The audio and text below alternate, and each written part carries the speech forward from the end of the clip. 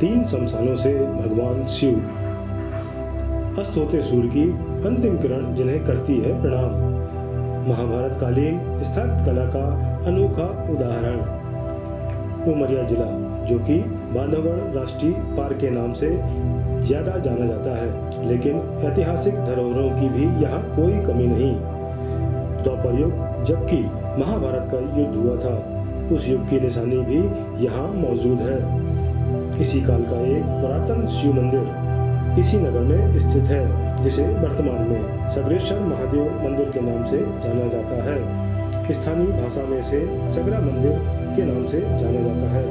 इस मंदिर की एक अलग ही विशेषता है, जो अन्य कहीं किसी शिव मंदिर में नहीं दिखाई देती। यह भगवान शिव का मंदिर 3 ओर से 3 शमशानों से घिरा हुआ है, और चौथी दिशा वह है जहां से इस मंदिर में प्रवेश किया जाता है।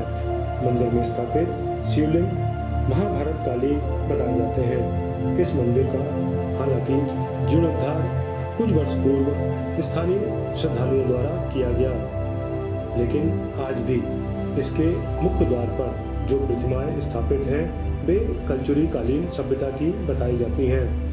मंदिर की एक अन्य विशेषता भी है। यह मंदिर पश्चिम मुखी है और अस्त होते सूर्य की अंतिम किरण शिवलिंग को प्रणाम करती है।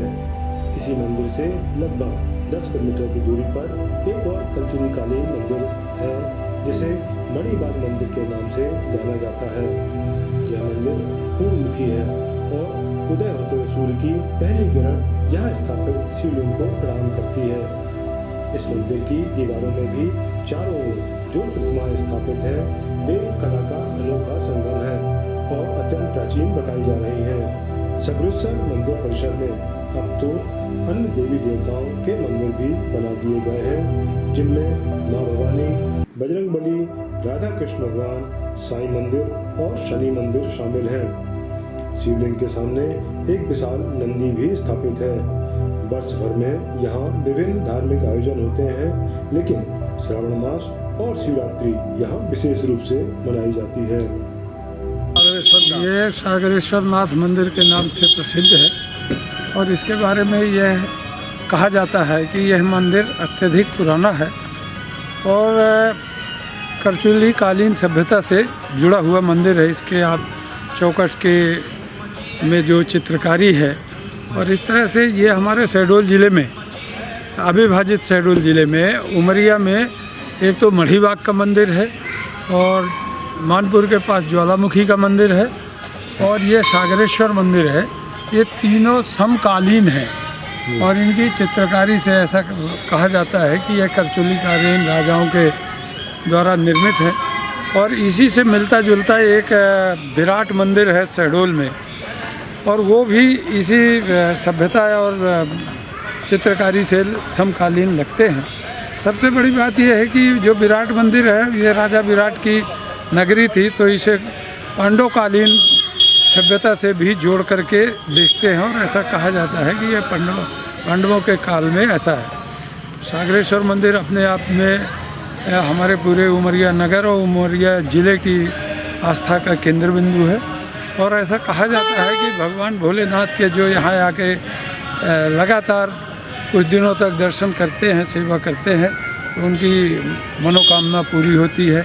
इसी तरह ज्वालामुखी और मढ़ीबाग के मंदिर के संबंध में भी कहा जाता है। और इस मंदिर की एक सबसे बड़ी विशेषता है, जो मढ़ीबाग का शिवालय मंदिर है, उसका दरवाज़ा पूरब की ओर है। सूर्य की रोशनी, उदयाचल की पहली रोशनी उस मंदिर पर पड़ती है। उसी तरह से सागरेश्वर धाम का जो मंदिर है, इसका दरवाज़ा पश्चिम की ओर है और सूर्यास्त तक की अंतिम किरणें इस मंदिर में पड़ती है। जैसा कि कहा जाता है भगवान शिव महायोगी हैं। हाँ। और इस मंदिर के 3 ओर शमशान हैं। अब हम तो ये बहुत नहीं बता सकते। जो इस मंदिर के दक्षिण तरफ है, उत्तर तरफ है जो स्मशान है, और इसके थोड़ा और आगे यहाँ जब कालड़ी प्रबंधन था और अंग्रेज़ों के शासन था, तो वहाँ पर अंग्रेज़ों की क्या कहना चाहिए कब्र, और वहाँ पर काफ़ी मात्रा में है।